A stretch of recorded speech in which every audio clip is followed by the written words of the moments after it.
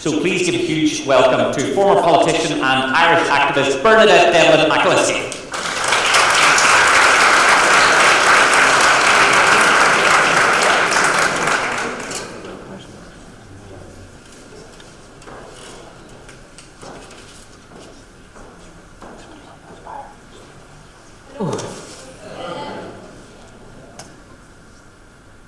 My contribution today is entitled question mark, question mark, question mark, question mark.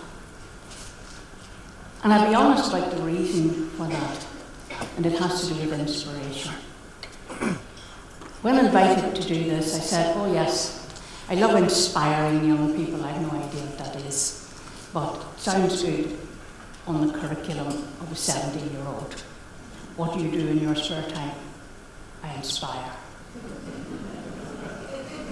Take a bow. The truth of the matter is I have no idea what inspiration is. I have no idea what it's supposed to be. Who's supposed to be good at it?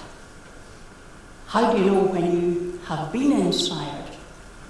But having said I would do it, the next thing was I had to have a title.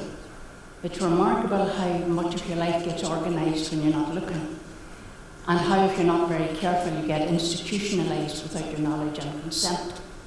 So having said I'd turn up in the day and be inspirational, I now have to focus, get organised, say something meaningful, which has a title. So Jane was chasing me up for the title, and I kept not knowing what on earth am I going to say. In the madness of 70 years, 72 to be exact, of my existence, which parts of it should I inspire young people to aspire to? Getting your teeth knocked in, going to jail, going to college and walking out of it one day in a fit of bad temper and never getting back. Not really, I think, what St Ronans had in mind by way of inspiration. So I thought, I don't know. So when Jane was sending us out the drafts, my title still had question mark, question mark, question mark, question mark, simply because there was no title. But when I saw it there, it looked perfectly inspirational. And I was inspired at that moment to say that's the exact title of whatever it is I want to say, because I haven't the slightest idea what it is. But it particularly made me think about what inspiration is. And I think, like a whole lot of other things, sometimes it's vastly overrated and can even be oppressive. Because to me it's a very simple thing. Inspiration is, you know, when the light bulb goes on in your head. In a totally other life, before I got on a civil rights bus and my life changed entirely, I was a psychology student at Queen's. And there was a thing called the aha moment that we studied. And it was when you puzzled over something and it didn't necessarily make sense, or you were trying it and not really getting anywhere. But there came a moment, and everybody's had one, where you go, aha, now I think I know what that's about. And to my mind, that's what inspiration is. It's when things you don't know about, things that have influenced you, things that have impacted on your life, things you have thought about, things you have never thought about, somewhere in your head all come together and go, aha, and the light goes on and you have a moment of clarity. Cherish it, young people. It doesn't last. It doesn't last, but life is made up of such moments. Life is made up of aha moments, of inspirational moments, and sometimes they come as a result of sheer despair, and sometimes they come out of sheer joy, and sometimes they just come out of hard work that finally pays off. And these moments are inspirational. But I have a healthy skepticism for believing that you can get inspirational role models in individual human beings. Because I think when you do that, when you say, oh, who am I going to model myself on? Who's going to inspire me to climb mountains? You're setting yourself up for a disappointment. Because all the heroes in the world have got feet of clay. All the gods are mortals. And every human being who looks like an inspiration is a flawed, vulnerable human being, exactly the same as yourselves.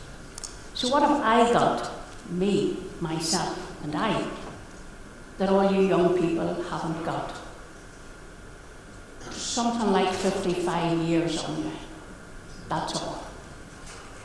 People ask me sometimes, how did I get to be so wise? I'd be sorry for those people because they have miscalculated and assumed I am wise, and I'm not. But how did I get to know the things I know? How did I get to look like I'm wise or know something? I can tell you this, very, very painfully. So I can give you advice. Is try sometimes to learn from the mistakes of others as opposed to from your own. It is significantly less painful. But the main reason that I like these question marks is that where do I think inspiration in itself comes from? It comes from questioning. So if I have advice for you, it's question. Question everything that moves. Question everything that is said. Question everything that is done. And if having questioned it, it doesn't make sense to you, don't buy it. Don't buy it. Don't assume that because it doesn't make sense to you, there's something wrong with you. Something wrong with your intellect, something wrong with your way of thinking. How come if the guy beside you gets it and you don't? That means there's something wrong with you. It may simply mean you're asking better questions and he or she is asking none at all. That's my advice to you from all the places I've been. I could tell you all the places I've been, but you can look them up. You can Google them. I'll run through them quite briefly. I was minding my own business in the middle of 6 children. My dad died when I was 9 and my mum when I was 19, so I was pretty well occupied making ends meet and surviving, in the middle of which I was going to school. Education was our way out of poverty. So the idea that we wouldn't go to school and work hard, and in the Northern Ireland we lived in, education for many people was the only way out of poverty. When I was young, I lived in mortal dread of the factory horn. Most of you young people would never have heard of factory horn. But when I was young, they started to go off at 6:30 in the morning, 6:30, 7, 7:30, 8. And the last one went at 8 o'clock. And if you hadn't been in your factory after work when the last horn stopped blowing, they closed the factory gates. You didn't get in. You lost a day's pay and maybe your job. And the idea that I had spent my life answering the factory horn scared the life out of me. So I worked very hard at school. That was the only inspiration I had, mortal terror of the sound of the factory horn. So I went to school, I studied hard. I didn't know I was smart. I am smart. I have to tell you that. I wish to see it at the age of 72. I am some smart cookie. I have a brain that is not to be sneezed at. But I didn't know that. And probably didn't know it till well into my adulthood. So trust your own brain, it's as good as anybody else's. But I got into school and I got to 11 plus and I worked hard and I got to Queen's, in the middle of which my mother died, and I travelled to Queen's every day. And I had one goal in life, clear, inspired, aspired and church-spired. And that was to graduate from Queen's University with a first-class honours in psychology, do research in autism, and be brilliant or what, and earn loads and loads of money. Along came the civil rights movement, and in a flash, it was gone. In a flash, the certainty of this pathway of my life was gone. And I look back on it, do I regret it? No. I am unrepentant, unapologetic, and not a bit sorry for myself either. Took me on a whole new pathway of life. Difficult, not somewhere we all want ever to be back in again in many ways. But I got a whole new kind of education. I learned a whole new set of things that were much more valuable to me than any of the things I think I learned in formal education. I learned some very valuable things in education as well. But the things I learned in physics, maths, chemistry, French, all the things that I thought were important, were not the important lessons that carried me through life. The things that I learned in hardship and struggle were solidarity, were caring for other people and caring for yourself, trusting my own instincts, trusting my own judgment, not believing in heroes, not believing in gospels, not believing that because somebody sounded better than me, looked smarter than me, dressed better than me, that they knew more than I did. I wasn't sure how much I knew, but I was developing a very healthy belief that 90% of the people in the world know 90% less than they think they know about anything. Anything at all. The people who are experts in a particular field, bluffing everybody else that they are experts in their field. And their field is very narrow. So what am I saying to you young people in an allocated 12 minutes? And what advice do I have to give to you as you start out in life? Be your own inspiration. You're brilliant. Be your absolute own inspiration. Look in the mirror every morning, and pull your shoulders back. And take a look at the side view, the way the police do when they're taking their photograph for jail. I've been there too. So have we look at what you look like here, and what you look like here, and what you look like here, and tell yourself every morning, you deserve a medal. You deserve a medal for being you. Wherever you start from, you didn't choose your starting point.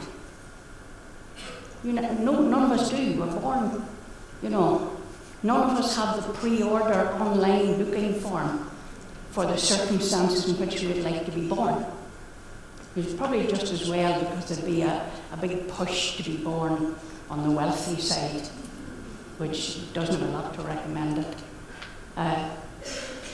Trust yourself. You're great people. And sometimes what makes me sad about young people is that you don't see how brilliant you are. You don't see how clever you are. You don't see how right you are to question everything. Now, I mightn't get invited back to an event like this if I remind you, for example, the 20th of September, climate change demonstrations all over the world for people of your age. Half an hour stoppage, school and work. I never spoke. Please your honour, I didn't say anything. I merely set out the information. There's an international stoppage for climate change on the 20th of September all over the world. You could take an independent choice if any or all of you wanted to be part of it. That's your own decision. And you could question me as to whether that's an abuse of my position to actually use 2 minutes here to speak about it. But what I'm saying is, be yourself. That's enough. Learn to know who you are before you decide who you want to be.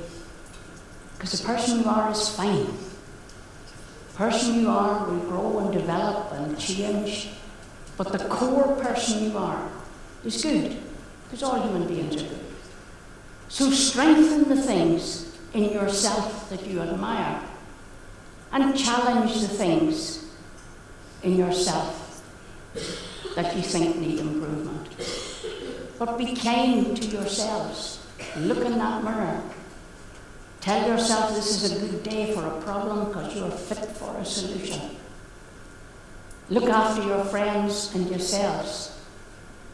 Don't overrate whatever it is they call success. I had a son who at school, his mum and himself went to the head teacher's meeting because the teacher said he had the makings of a straight star A pupil. Only had one son. And he sat there beside me, my pride and joy, and he said to myself, and he said to the principal, if it's all the same, I'll settle for grade B's and life.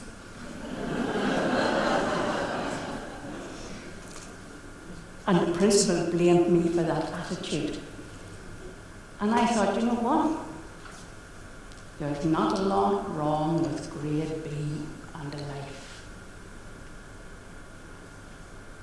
Not a lot wrong with it. Not a lot wrong with A stars and a life either, or not a lot wrong with grade C's and life, because life isn't about grades. Life is about living. Life is about loving. Life is about giving and sharing and caring and being the best human being you can be.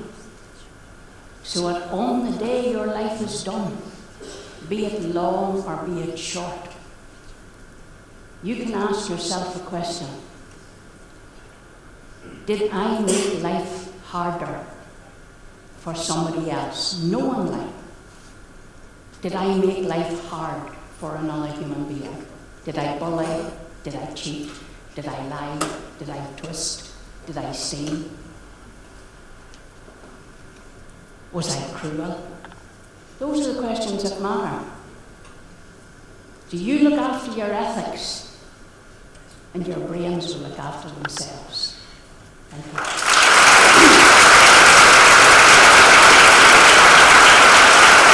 Thank you very much indeed.